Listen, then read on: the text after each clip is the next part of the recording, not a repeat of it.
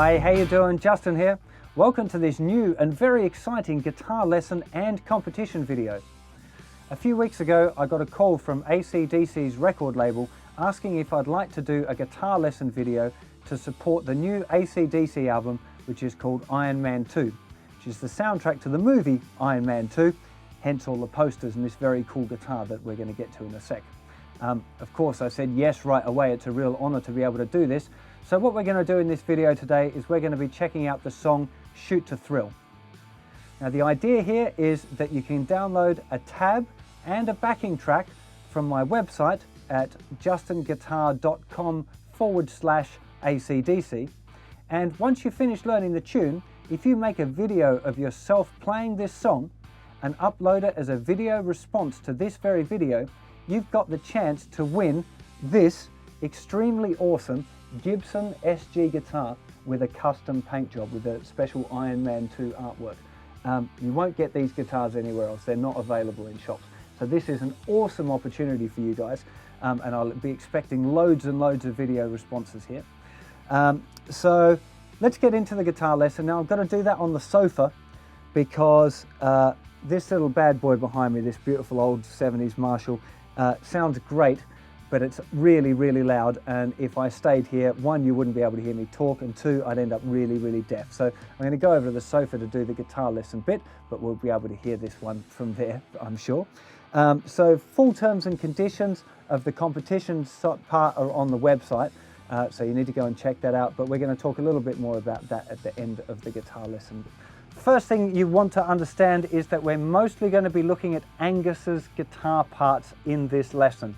Now, his guitar parts normally come out of the right speaker, and Malcolm's guitar parts come out of the left speaker, with solos and stuff coming out of both speakers. So one thing that you want to be doing is making sure that you're listening to the right hand speaker so you can get a really good listen to the parts that we're going to be doing. Now I've broken the song down into lots of different riffs, Riff A, Riff B, Riff C, etc. And we're going to be looking at each riff one at a time. We'll probably have a bit of a look at a close-up. I'm probably not going to go through too much of the picking hand, that's going to be assumed. So I'm just going to be showing you some good left-hand close-ups so you know exactly where you should be putting your fingers. So let's get stuck into Riff A.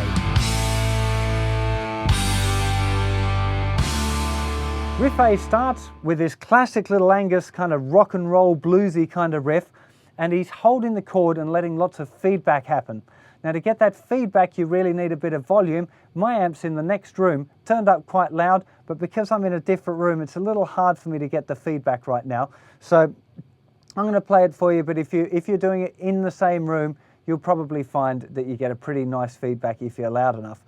Sometimes turning to face the amplifier can help you get the feedback too, but it's normally a volume thing. Now the actual riff sounds like this.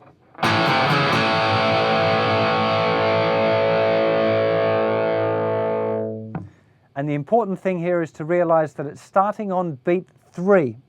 So the riff itself, if you're counting along like you're using the backing track, you're going to hear this 1, 2, 3, and 4, and 1, 2, 3, 4, 2, 2, 3, 4, 3, 2, 3, 4, 4, 2, 3, and 4, and 1, 2, 3, 4. And the first 3 times he plays it, there's 4 bars in between the riffs, which is quite a lot of time there. A lot of time you're holding that chord to let it ring out. Now after he's done that 3 times altogether, he then cuts it down to it's only a 2-bar break. So you have 1, 2, 3, and 4, and 1, 2, 3, 4, 1, 2, 3, and 4, and 1, 2, 3, 4, 1, 2, 3, and 4, etc. And he plays that riff then 4 times. Let's have a close-up at that riff and make sure that you've got your fingers in the right spots. To start off with, what we're doing here is we're putting our first finger in kind of a little mini bar here. We're really covering these 3 strings. It's an A chord really, but we're just using a first finger bar. We're keeping the A string open. And we're only really playing the D and the G strings as well. We don't really want too much that second string. It brings out a funny note in the chord. So we play that once. Then we're putting second finger down on the 3rd fret of the 5th string, followed by the third finger going down in the 4th fret of the 5th string.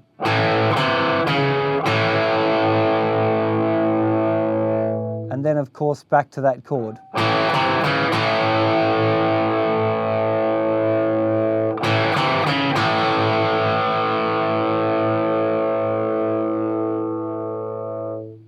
Obviously the most important thing here is to get the timing right and being able to come in there on beat 3 each time.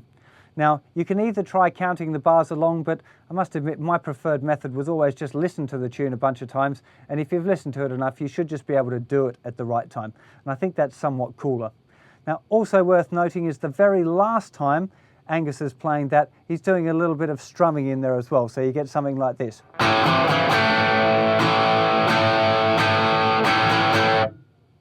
So he's just actually giving a bit of a strum there the very last time before the verse starts.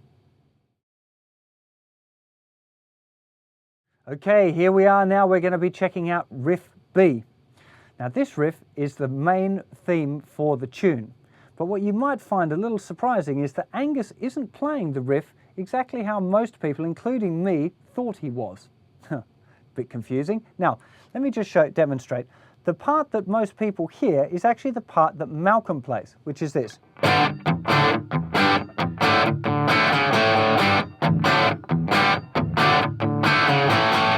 With the little... But if you listen very closely to the right-hand speaker, you'll find that Angus is actually just playing the chords without the little bits in between and without the... He just plays the chords like this.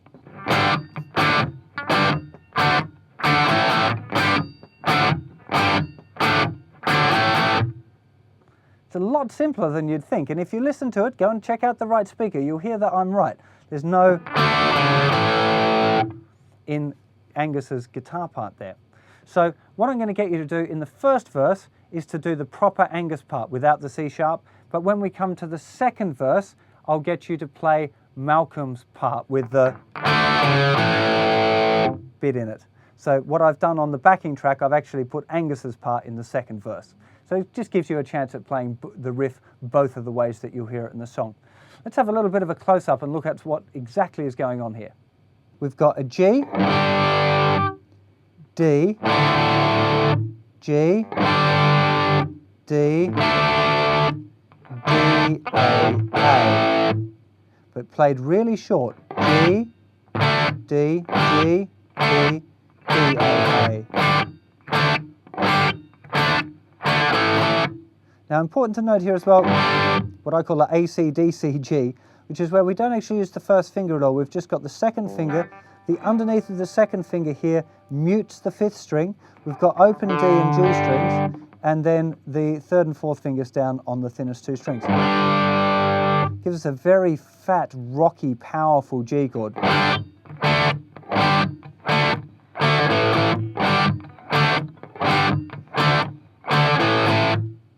Now I'll explain Malcolm's part here as well while we're on, because it's almost identical. He's playing G, D, D, D.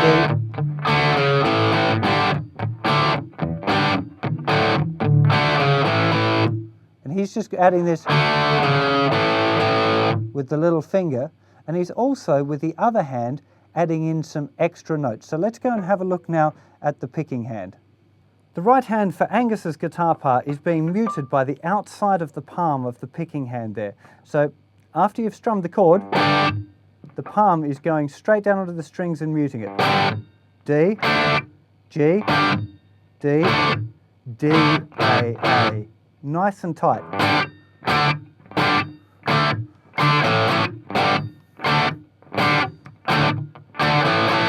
Now note that my hand kind of moves a little bit sometimes in between, even though it's just really muting. I'm not playing anything, I'm just using my hand to kind of let myself keep control of the rhythm.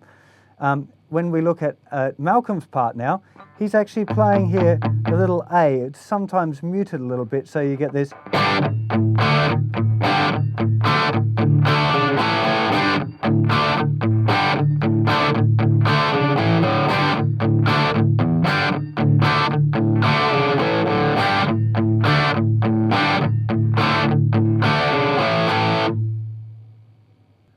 That riff is played an awful lot of the time through this song. If you're playing it by yourself, you probably might want to use Malcolm's part because it sounds more like kind of the signature riff of the tune. But it's that little combination again of two parts that are similar but not exactly the same that make that really huge AC/DC sound. Riff C is this. Let me just play it for you first. We got this.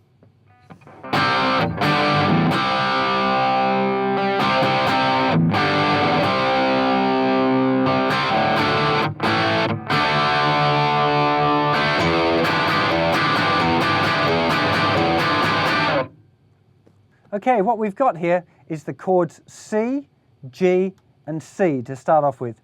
Now, I think they're playing a C power chord, followed by a G open chord, followed by a C power chord. But I'm not 100% sure. It could be C power chord, G power chord, C power chord. I think it's the open chord though. You could do, if you struggle going, it would be totally cool to use just the power chords if it's a bit easier for you.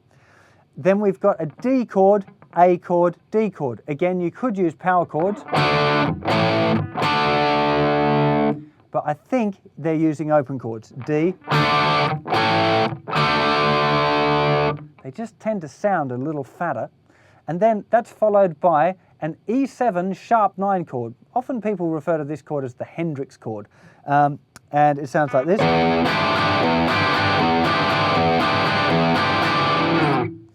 And what we're really doing there is we're playing the open E string and then playing the chord in a very specific rhythm. But I'm going to run through that with you in a close-up. Okay, so those chords we were looking at, we've got here now a C to a G open chord and back to a C power chord. And then that again. And then D, A, D. Noting here, of course, that with a D, often with AC/DC, you don't need to put that second finger down to play a D chord. You're just playing a D chord with the first finger and the third finger, and the thinner string is muted by the underneath of the third finger there. Now, after you've done those two, we're up to our E7 sharp 9 chord. Now this is, we've got an open, thick E string, then we've got 7th fret, 6th fret, 7th fret, 8th fret, 2nd finger, 1st finger, 3rd finger, 4th finger.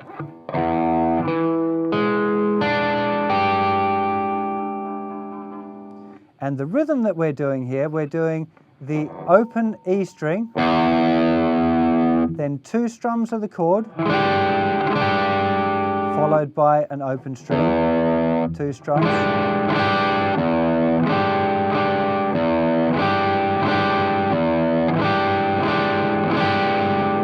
So this when it happens,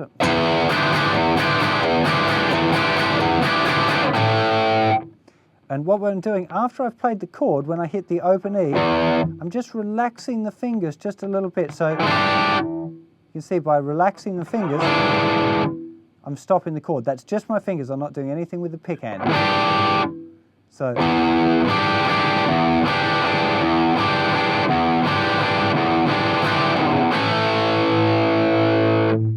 As usual, the rhythm is a really, really important factor in playing this riff well.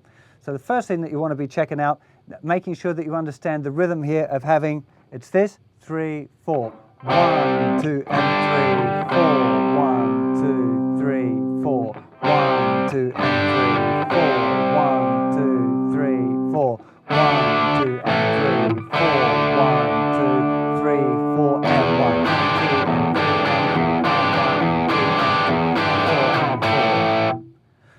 Just said 4 at the end, should have said 1. Yeah, you know what I mean. Important thing to get here, the main chord part is straightforward. Again, you should just be able to do that by listening. You shouldn't really need to be counting for that bit. But the little bit with the E7 sharp 9 is a little bit weird because the open E string is coming on the, well, we call it the and of 4. So 1, 2, 3, 4, and 1, and 2. And we start strumming the chord on the and of 1, which is the and after 1. So if I do that really slowly, we have 2, 3, 4, and 1, and 2,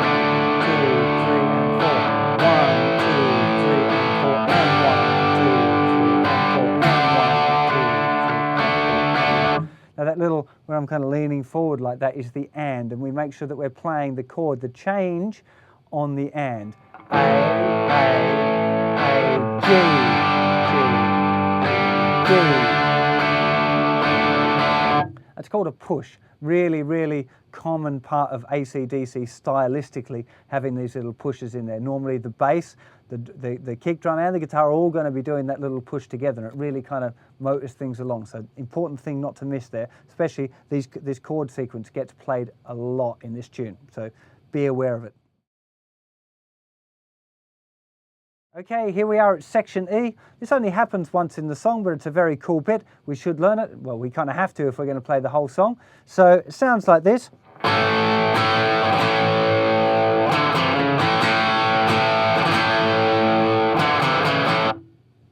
Very cool kind of bluesy riff. Let's have a bit of a close-up of that one. A.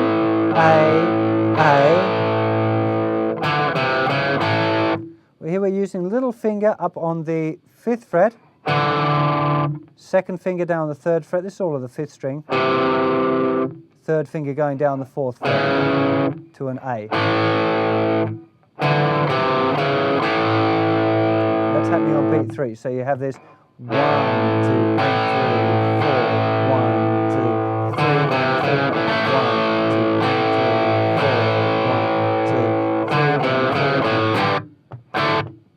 3. There's a little very fast strum which happens sometimes in AC/DC tunes, a little down, up, down. A lot of stuff is down strokes, but occasionally you get this very fast down, up, down going on, which we have in this one just before the beat 4. So we have this 1, 2, and 3, 4, 2, 1, 2, and 3. So that's just going to take a little bit of practice being able to get that down, down, down. Just a little quick down, up, down. So it takes a little bit of practice, but you'll get there. Again, all of these things, practice, doing it really slowly, working on your timing, make sure, you know, maybe with a metronome, or even better, playing along with the track at a slightly slower speed. Hint, hint, that's what you want to be doing, dudes. So next up in the song, we have Riff B, which is the one, but this time you're going to be playing the Malcolm version with the extra notes in, the...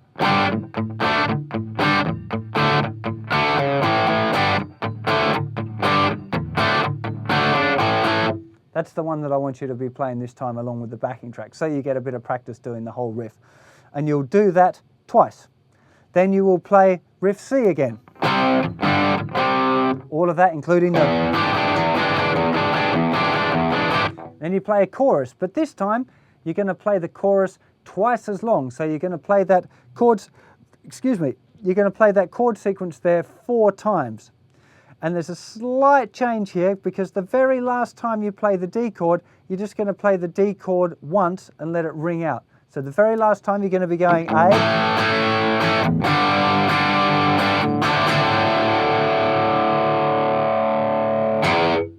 Yeah, so you just got to let that very last time, you're going to hit the D chord and you're going to let it ring right out. Okay, here we are for Riff F, which is very similar to a little riff that we looked at a little bit earlier involving the E7 sharp 9. Hopefully you remember that. Let me first of all just show you what it is that we're going to do.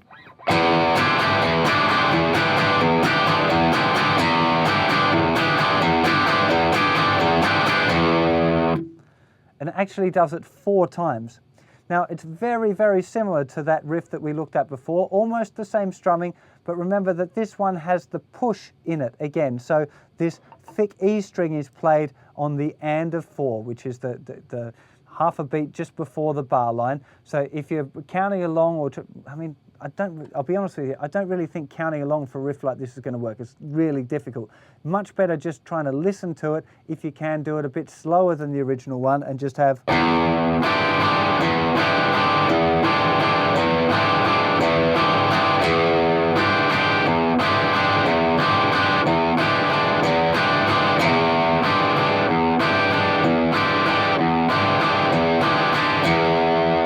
really, but just about getting that little push in there makes all of the difference. And well, you kind of have to get that because that's this riff. Now over the top of that, as an I'm pretty sure it's an overdub, lots of pick scrapes. Lots of people have fun with a bit of pick scrape. Now for pick scraping, you want to make sure, generally your volume's right up, and all you're doing really is using the side of your plectrum and scraping it down the strings, literally just running them, the pick sideways. And there's loads of that being overdubbed on this one. A couple of the clips that I've seen of Angus, he's done it live, he's put in a couple of scrapes, sometimes not. So that's a bit your choice. You can be doing the chord part, or maybe so you might like to put in some of those pick scrapes. I think they're kind of overdubs. I leave them out personally if I'm doing it, but it's up to you, innit? Okay, here we are at Riff G. This is our first little bit of lead guitar. Sounds like this.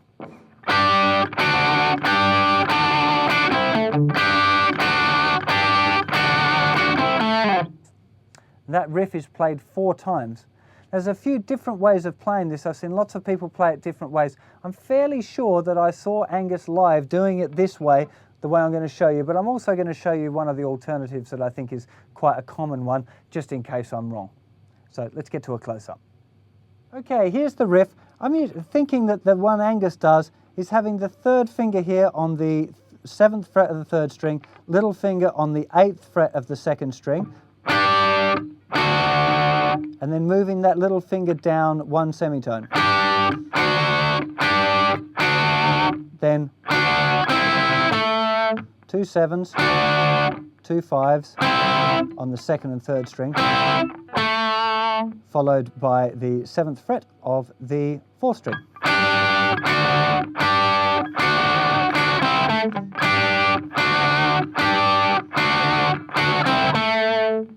Now, another really common way of playing this I've seen a lot of people do is now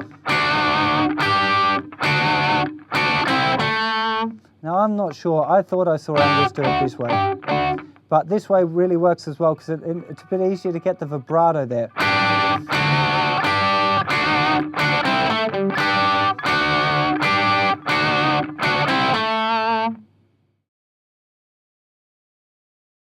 Now we're at H. Now H is the first bit of proper lead guitar up the dusty end.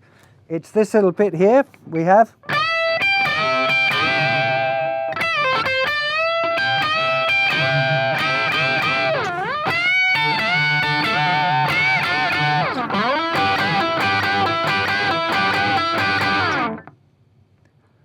That's the riff. Now, it's mostly bends, kind of country-style-y bends, but played with a lot of distortion and, well, a lot more distortion than a country guy would play. It's not too difficult, it's just but really about making sure that you get your bends in tune. Let's have a bit of a close-up at this one too now. So here we are for this little lead part. We've got starting off with the 3rd finger on the 15th fret of the 2nd string. We're going to bend that up a tone. and little finger is going to sneak underneath and play the 15th fret of the thinner string. Then we've got a little release. It's coming down, the bend's coming down. First finger there at the 13th fret. Second finger reaching over the 14th fret, 3rd string, and back up with the bend. Then there's a little tail off of them sliding down. Then we're coming back to the 17th fret now.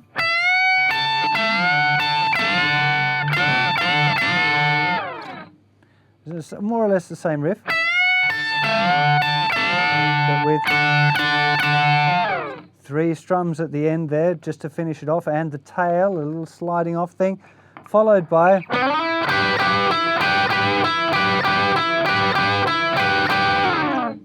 which is, of course, the same as our E7 sharp 9 rhythm, but just played like a lead guitar riff.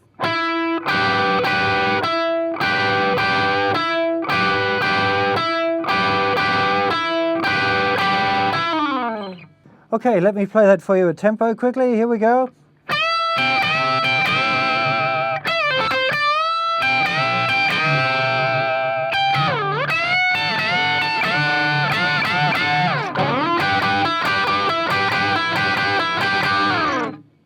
Now, after that solo, we're back at Riff D, which is the chorus. The chords are played pretty much the same as they've always been played. It's played 4 times through, but the last time, each chord is only played once, and you let the chords ring out because we're going into the little fingerstyle bit. So the very last time, I'll do it once through and then the last time. So we're going here, 2, 3, 4.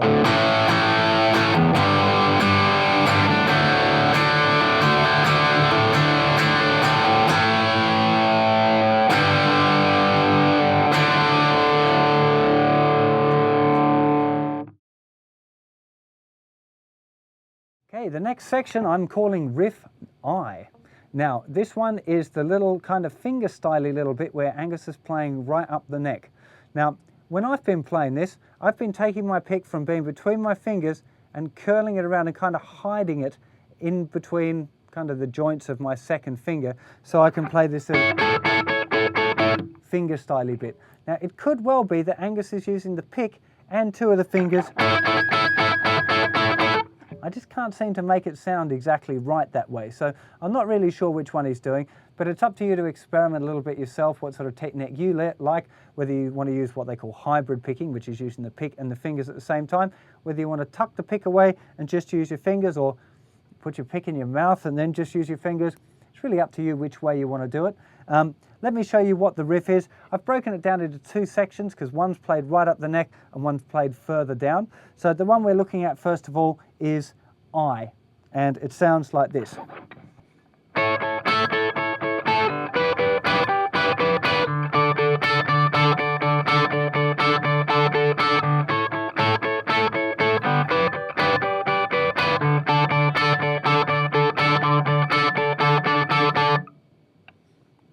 Now you can see what we've got here. We're playing a little A chord, which is all across the 14th fret.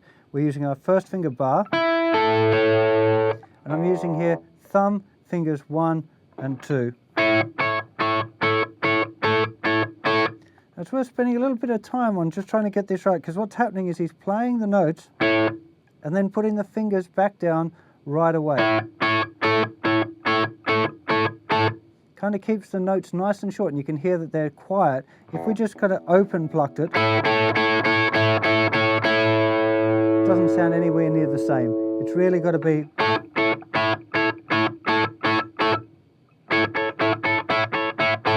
And then we're going to a G. Now, I find here a little bit of problems here with intonation. Sometimes doing this chord, you've got to use the first finger to pull it down just a tiny bit, like a minusculely bent, just to get it in tune, because playing right up the neck this far, I sometimes find that you need a little bit of correction there. It's quite difficult to do it that way, and I generally just have it a little bit out of tune. But anyway, this is a G chord. This is 17, 16, 15. And then we're going to a D chord. We've got the open D chord, and the first finger in the 14th fret, second finger on the 15th fret. Back again, A, D, D.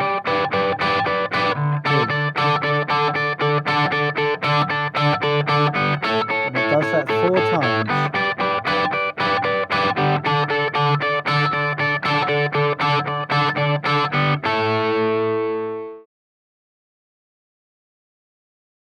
Once you're through section I, we're on to section J. Section J is almost the same as I, but down 1 octave. So we're playing kind of down the open end of the neck. We're starting off with the A chord all on the 2nd fret. Then we're moving to a G chord, which is 5, 4, 3. And then to a D chord, just like before. Slight variation here is the second time through. He's playing the A chord here with 7, 6, 5. Move it down to the G, D. Sometimes there's little riffs going on in there. You can kind of add those in a little bit. I think there's only 1 or 2 times where he goes. And I can't really hear if it's him or Malcolm. It's a bit confusing, that little bit. So have a little bit of a play about with that one if you want. Now, section K is the beginning of the outro solo. And I'm not going to do the whole solo with you because part of this competition, the idea here is for you to improvise that last section. When I do a little performance of it, I am going to do it and I will leave the tab up for the solo. But really what I want you doing for this is improvising the solo. This is how we're going to be able to judge if all of you guys play the parts good up to this point. Now's the point where you get to add in a little bit of your own stuff. Of course, we probably want kind of AC/DC style solos. It wouldn't be appropriate to put something that, you know, some sort of full-on sweep picking lick in there. Might sound a little bit funny, but it's up to you, whatever you think the judges will like. Okay, what we're going for here is called a unison bend. Let's get straight to a close-up of that. We're starting off with the first finger in the 10th fret of the 2nd string. Third finger is going in the 12th fret of the 3rd string, and we're going to bend that note with the 3rd finger up 1 tone so it sounds the same as the note with the 1st finger, which is staying there.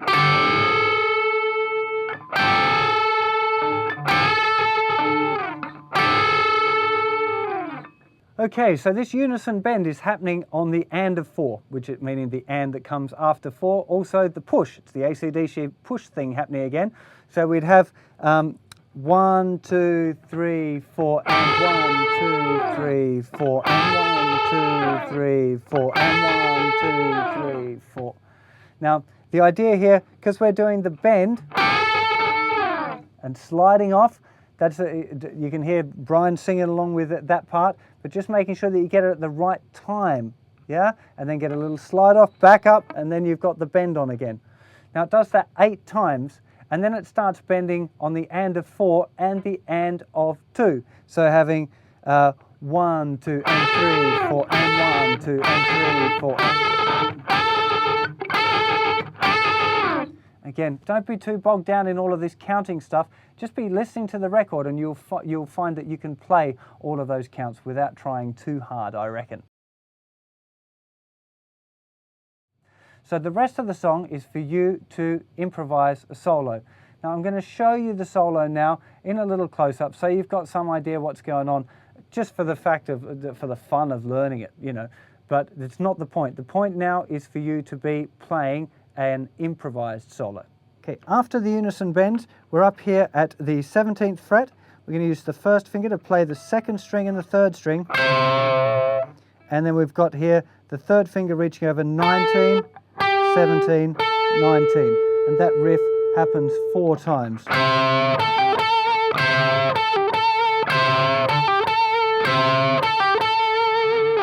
Then we've got another kind of country style lick here. We're bending the 16th fret up a tone and using our little finger down on the 17th fret.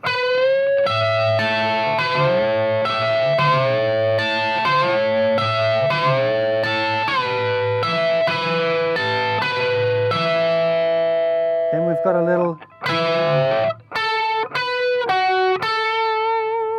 so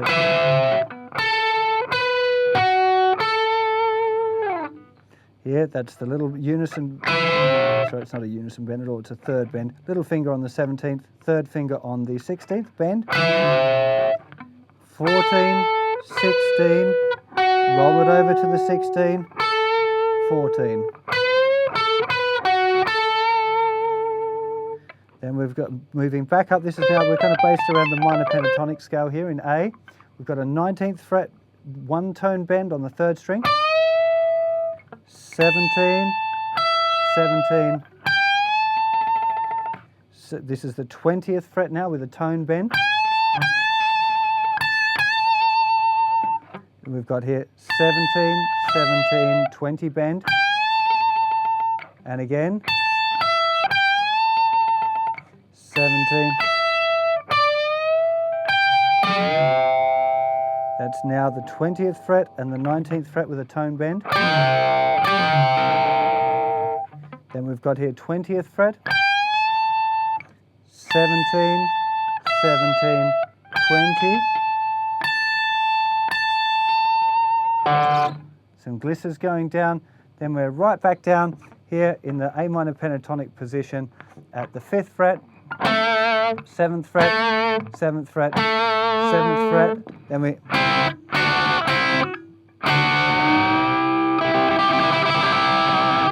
this is here, bending here, using the 3rd and 4th fingers on the 7th fret, bending it up a tone. Then there's just a random scat at the end.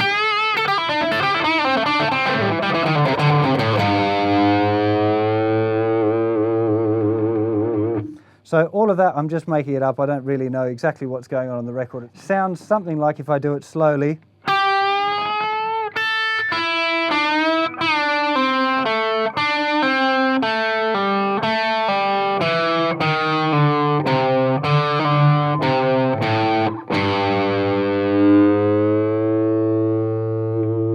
that last note being important, which is the 3rd fret bending a tone.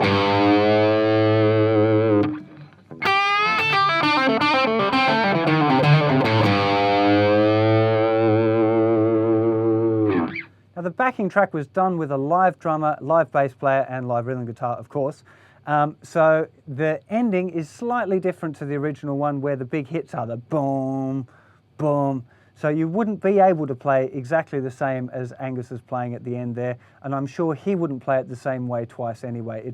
That's a kind of an improvised, fast blues run for you to have a little bit of an experiment with and for us to check it out. But like I said, the tab's there for you to have a look if you're really stuck on what to do, but the whole idea is for you to try something of your own in that particular spot. Well, there ends the main part of the lesson. The next stage for you, if you haven't done so already, is to go and grab yourself the tab and the backing track from the website. And then it's down to doing some practice. Now before I go, I want to give you a few practice hints. The first one is to make sure you listen a lot to the original recording. You should be learning from the master and not the apprentice. There are so many things to check out that make Angus such a great guitar player. The way he puts the energy into the chords, the vibrato, just the whole thing about his touch. A lot of that sound comes from his hands, and that's something that you want to be really focused on when you're doing your practice. Next thing I want to mention is to make sure that you practice in sections. Just take one little chunk of the tune, the way I've taught you in like Riff A, Riff B, all of that. Take one bit and really try and master that bit before you move on to the next thing. That'll really help you learn the tune properly.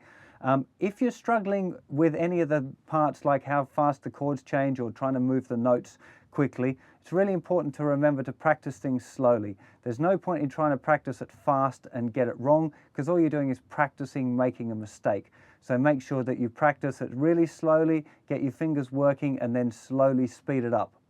And that also goes for the whole track. When you're playing along with the backing track, I'll add some links on the web page for a program that slows down the backing track. So if you can't play it at full speed, maybe you should be practicing it at 70% or 75%, and then slowly working your way up to full speed. You'll probably find that'll help you a whole lot.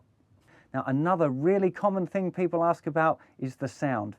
And getting an AC/DC sound, a lot of it's in the hand, to be honest. It doesn't hurt to have yourself an old Marshall and a Gibson SG. That's probably going to help a whole lot. But you should be able to get a fairly good sound with pretty much any bit of gear.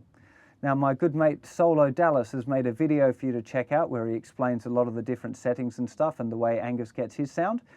My big hint for you is to maybe not have your volume on 10, because that tends to give you too much distortion. So even on this very AC/DC guitar, I had to turn the volume down from 10 to about 7 to kind of clean the sound up a little bit, because it's not quite as distorted as you might think. The last thing I want to mention is that if you've got any problems with the techniques used in this song, I've got hundreds of lessons on my website, and I'll make sure that I get links on the AC/DC competition page to all of the relevant lessons on my site. So you should be able to get some good help there. And if you get really stuck, I'll make sure that there's a separate topic on the forum where we just discuss the playing of this song. So me or one of the other 20,000 members of the forum community are going to be able to help you out and make sure you can do the best job you can do of playing this tune. It's really important that you read the terms and conditions on the site to make sure that your video is going to be entered into the competition. Really important thing that you please don't forget is to make sure that you put your name and your country of residence in either the title or the description of your video, and that you fill out the form on my website, which again, just in case you've forgotten, is justinguitar.com/ACDC.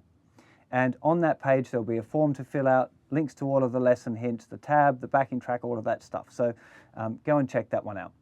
And just before I go, I'd like to put out a really massive thank you to AC/DC for inspiring me and millions of other guitar players all around the world. I love your music, man. Please don't ever stop doing what you're doing. So with all that said, I'm really looking forward to seeing all of the video responses to this tune. It's going to be a whole lot of fun. For those about to rock, we salute you.